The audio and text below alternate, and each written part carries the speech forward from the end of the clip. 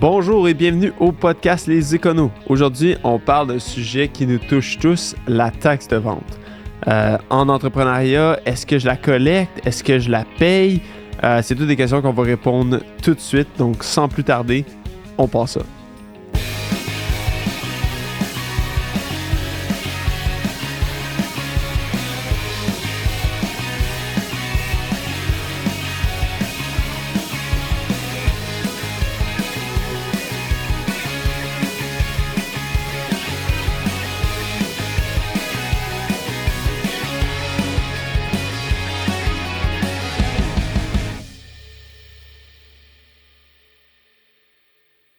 Donc, bonjour tout le monde. Donc, comme on l'a mentionné en introduction, aujourd'hui, on parle d'un sujet qui touche tout le monde. Les taxes de vente, c'est quelque chose qu'on va tous payer, peu importe. Là, c'est quelque chose qu'on n'échappe pas, même si on n'est pas en entrepreneuriat.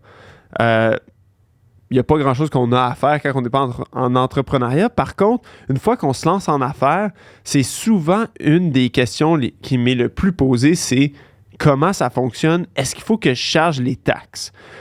En préambule, parlons un peu du terme taxe. Il y a beaucoup de confusion souvent chez les gens par le fait que, en anglais, taxes va faire référence à plusieurs trucs. Par contre, en français, nous autres, on réfère des taxes, surtout pour parler des taxes de vente. Mais il y a d'autres remises gouvernementales en tant qu'entrepreneur qu'il faut qu'on soit au courant, mais qu'on ne parlera pas nécessairement aujourd'hui. Premièrement, l'impôt sur le revenu qu'on va payer annuellement selon notre fin d'année si on est en incorporation ou en date calendrier si on est un particulier ou un particulier en affaires. Et il y a aussi les remises sur les salaires, donc tout ce qu'on parle de DAS. Mais aujourd'hui, on se focus sur les taxes de vente. Les taxes de vente, qu'est-ce que c'est? Bien, premièrement, au Québec et au Canada, on a la TPS qui est au niveau fédéral, on a la TVQ qui est au Québec, puis on a la TVH qui est la taxe de vente harmonisée qui, dans certaines provinces, va être collectée plutôt que d'avoir la TPS et la TVQ, ils vont avoir seulement la TVH puis qui va être remise au gouvernement fédéral. Au Québec, on est chanceux, on a notre propre entité gouvernementale qui est Revenu Québec qui va s'occuper de collecter la TPS et la TVQ et qui va remettre la TPS par la suite au fédéral, mais on a seulement une déclaration à faire envers le gouvernement du Québec, envers Revenu Québec.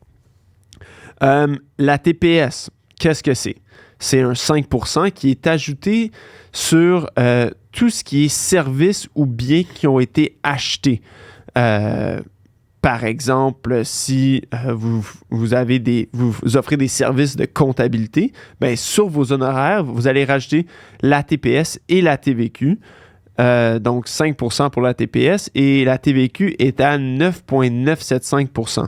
Maintenant, selon la loi, la TVQ est rajoutée et calculée séparément sur le sous-total. Donc, c'est pas, on ne le calcule pas par-dessus la TPS, qui était le cas jadis, là, jusqu'à il y a quelques années de ça. Donc, maintenant, on est à 9,975% du sous-total avant taxe.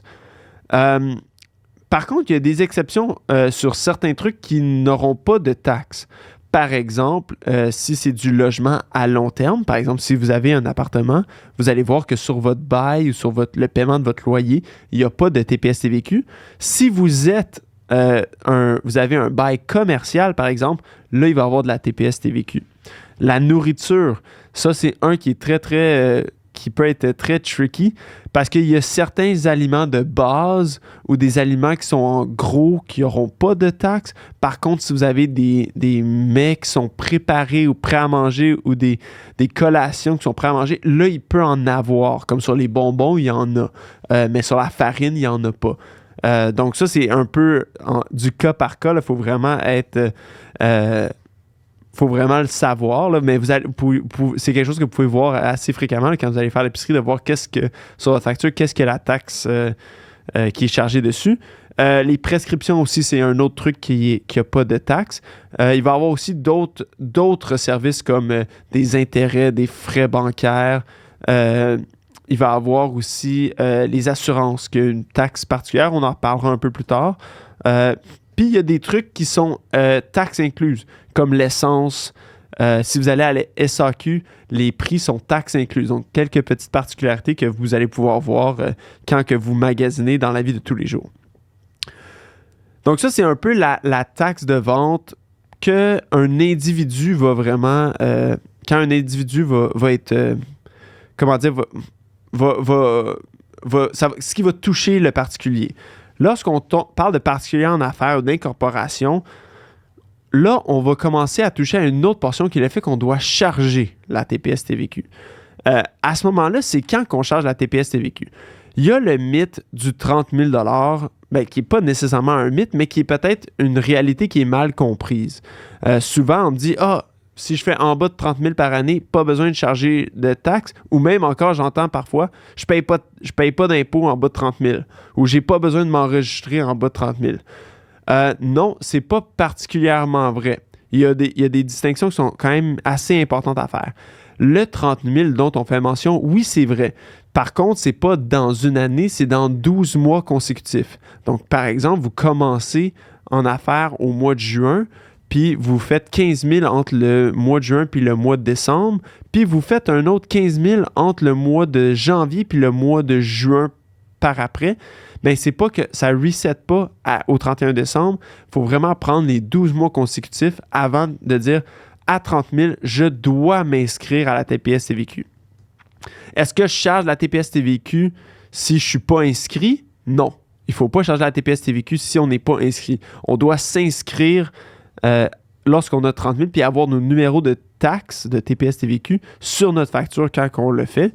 Donc, on s'inscrit auprès de Revenu Québec, encore une fois, si vous êtes au Québec. Puis, vous allez obtenir vos numéros de TPS et de TVQ, puis que vous allez devoir collecter et puis remettre par la suite. Un autre truc, même si je ne fais pas 30 000, mais que je suis inscrit à la TPS-TVQ, je dois quand même charger la TPS-TVQ. Puis ça, c'est à chaque année jusqu'à temps que j'annule mon inscription à la TPS-TVQ. Si je fais 10 $ de vente dans l'année, mais que je suis inscrit, ces 10 $ de vente-là, on doit collecter la TPS-TVQ. Une fois qu'on la collecte, quand est-ce que je dois remettre la TPS-TVQ? Il y a trois, dans le fond, trois scénarios qui sont possibles. Le premier scénario, c'est une remise annuelle. Donc, selon votre chiffre d'affaires estimé ou selon, je crois, peut-être que je me trompe, mais je crois qu'il y a aussi par catégorie de vente. Donc, dépendant dans quelle industrie vous êtes, vous pourriez être attitré à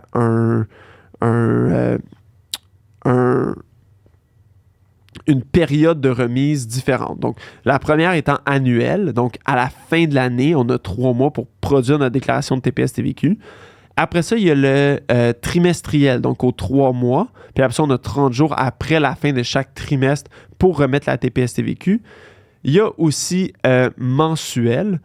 Puis même après, vous pourriez tomber aux 2 semaines ou aux semaines, mais je pense que là, on parle vraiment de grandes entreprises et ça ne concerne vraiment pas la grande majorité des gens.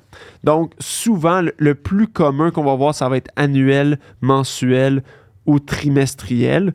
Si vous êtes un petit fournisseur, la plupart du temps, on va vous donner le trimestriel. Là, si vous êtes une entreprise qui génère quand même des opérations, si vous êtes vraiment un petit fournisseur, peut-être que vous allez être annuel. Mais c'est vraiment Revenu Québec qui va vous attitrer une période de remise. C'est aussi possible qu'on ait une période de remise différente pour la TPS et la TVQ. Ça peut arriver parfois, mais dans la grande majorité du temps, ils essaient de les coordonner pour vous éviter de faire des remises à des moments différents. Lorsqu'on fait notre remise de TPS-TVQ en tant qu'entrepreneur, on va aussi avoir un remboursement de la TPS-TVQ qu'on a payé. Donc, si par exemple, moi je charge la TPS-TVQ sur les ventes que je fais, mais sur les achats que je fais, je vais aussi obtenir un remboursement. Pourquoi un remboursement? Ça part du principe que c'est le consommateur qui va payer la TPS-TVQ. Si, par exemple, Moi, je suis boulanger, je vends, peut-être pas boulanger parce que c'est une très mauvaise exemple parce que il n'y a pas de TPS-TVQ sur le pain, mais par exemple, je vends un téléphone cellulaire. Je suis vendeur de téléphone cellulaire, puis que tout est fabriqué au Québec, là, pour la simplicité de l'exemple. La personne qui va produire le téléphone va va charger la TPS-TVQ au distributeur. Si le distributeur, lui, paye la TPS-TVQ et n'obtient pas de remboursement, lui, son coût pour le téléphone va être le coût du téléphone qui a été payé plus 15%. Si après ça, lui vient vendre après ça à un distributeur plus local, ben là, on va charger un 15% sur le 15%. Donc, le fait que s'il y a plusieurs intervenants dans la chaîne d'approvisionnement, ben c'est que s'il n'y avait pas un remboursement de la TPS-TVQ payé par les entreprises, c'est qu'on viendrait effectivement ajouter de la taxe sur de la taxe sur de la taxe, puis qu'en bout de ligne, s'il y a 10 intervenants, mais c'est qu'on aurait un 200% de plus de coûts qui serait juste en TPS-TVQ. Donc, ça n'a pas d'allure. Donc, ils ont mis en place un système où les entreprises qui chargent la TPS-TVQ peuvent obtenir un remboursement de TPS-TVQ. Donc, c'est un facteur aussi parfois lorsqu'on vient prendre la décision de dire est-ce que je m'inscris à la TPS-TVQ en bas de 30 000 de vente. Ça peut être une stratégie intéressante si on va faire beaucoup d'achats et peu de ventes ou pas de ventes. Comme par exemple dans l'industrie du jeu vidéo où on est en développement pendant plusieurs années, on va payer beaucoup de choses sans toucher un seul sou de vente. Donc, on peut s'inscrire à TPS-TVQ à ce moment-là. Tant qu'il y a une perspective puis que c'est un objectif de faire des ventes, on a le droit de s'inscrire à TPS-TVQ. Par contre, si j'ai une société de gestion de portefeuille, puis que jamais dans le but de ma gestion de portefeuille, est-ce que je vais faire des ventes, je vais seulement peut-être gagner du revenu de placement ou du revenu passif, là, c'est fort probable que Revenu Québec vous refuse le droit de vous inscrire à TPS-TVQ parce qu'il n'y a pas de perspective de vente taxable. Même chose si vous avez une société de gestion immobilière puis qu'il n'y a pas de vente qui soit taxable. Si c'est que des portes résidentielles, ben, à ce moment-là, s'il n'y a pas de perspective de vente taxable, on ne peut pas s'inscrire à la TPS-TVQ. Donc ça, c'est comment que ça fonctionne, les remboursements. Donc, est-ce qu'on reçoit des remboursements sur tous nos achats qu'on fait? Presque tout. Il y a certaines exceptions, comme par exemple les restaurants ou tout ce qui est frais de représentation qui va être à 50%. Si on paye de la taxe aussi, admettons, on va payer puis on va en parler un peu tout de suite après, ailleurs dans le Canada, par exemple, si je paye de la TVP en Colombie-Britannique, mais si je ne suis pas inscrit à la TVP en Colombie-Britannique, je ne peux pas récupérer cette taxe-là. Je ne peux pas non plus récupérer la taxe sur l'assurance, qui est comme un 9%, mais qui n'est pas de la TPS, ni de la TVQ, ni de la TVH, ni de la TVP. C'est vraiment une taxe à part. Certaines taxes sur l'essence aussi, ou des taxes sur l'alcool qui ne sont pas des taxes de taxes de vente, c'est des taxes autres. Donc, ça, on ne va pas les récupérer. Taxes foncières non plus. Des taxes d'hébergement, des taxes touristiques ou des taxes locales. Par exemple, je sais que dans la région de Tremblant, il peut y avoir comme un 2% qui est ajouté dans certains endroits touristiques. Donc, ça, c'est des taxes qu'on ne va pas récupérer. Seulement la TPS, la TVQ ou la TVH. À moins d'être inscrit dans la TVP dans une autre province. Donc, pour en parler, qu'est-ce que la TPS, TVQ, TVH, TVP a l'air dans le Canada? En fait, où est-ce que le Québec se situe? On n'est pas les plus taxés. Il y a plusieurs provinces là, qui ont une TVH de 15%. Nous, effectivement, avec la TPS et la TVQ, on se situe à 14,975%. Donc, on n'est pas les plus taxés, mais on est parmi les plus taxés. Parmi les moins taxés, il va y avoir l'Alberta qui va être à seulement 5% de TPS puis qui n'ont pas de taxes de vente provinciale. Donc, eux, c'est les moins taxés. Sinon, dans les plus taxés, il y a toutes l'île du Prince-Édouard, Terre-Neuve, Nouveau-Brunswick, Nouvelle-Écosse, je ne sais pas si je l'avais dit, mais toutes les provinces des Maritimes qui sont à 15%. Sinon, l'Ontario est à 13%. Donc, c'est un petit peu un survol des taxes. Pour ce qui est des quand est-ce que je charge la TPS, quand est-ce que je charge la TVH, quand est-ce que je charge la TVQ. Donc, si vous êtes inscrit à la TPS, il faut charger, et puis qu'on vend dans une autre province, il faut charger la TPS ou la TVH. Ce qui est de la TVP d'une autre province, on ne la charge pas. Puis quand est-ce que je charge la TPS ou la TVQ ou je la charge pas si mon client est à l'étranger? Bien, il faut toujours partir du principe de où est-ce que les services ou les biens ont été livrés. Donc, si par exemple, moi je suis comptable, puis que je livre les biens au Québec, ben je charge la TPS TVQ. Si par exemple, on reprend notre exemple du téléphone, je vends mon téléphone sur un site internet puis qu'il est livré en Colombie-Britannique, puis que je ne suis pas inscrit à la TVP de la Colombie-Britannique, je vais charger que la TPS. Donc, c'est vraiment toujours le principe de où est-ce que le service est rendu. Quand on parle au niveau des logiciels, si on vend une société étrangère, il faut s'assurer que le client n'aura pas accès à l'intérieur des frontières du Canada, par exemple, pour ne pas charger la TPS.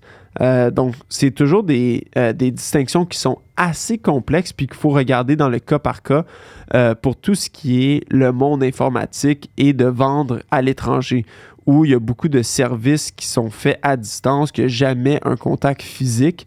Ça vient vraiment compliquer les choses, mais il faut le regarder dans le cas par cas de où est-ce que les services sont rendus. Surtout maintenant, en plus, avec le télétravail, on peut avoir des gens qui travaillent de l'étranger très facilement. Là. Donc, ça vient un peu bousculer un peu les normes qu'on avait au départ, là, quand la TPS-TVQ a été mise en place.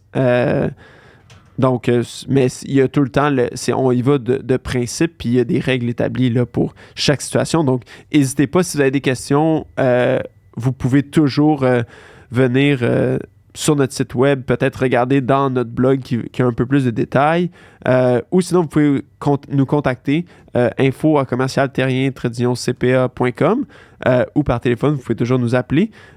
Puis en partant, je vous pose une question, peut-être le laisser dans les commentaires si vous connaissez la réponse. Savez-vous quand est-ce que la TPS-TVQ a été introduite, puis dans quel contexte?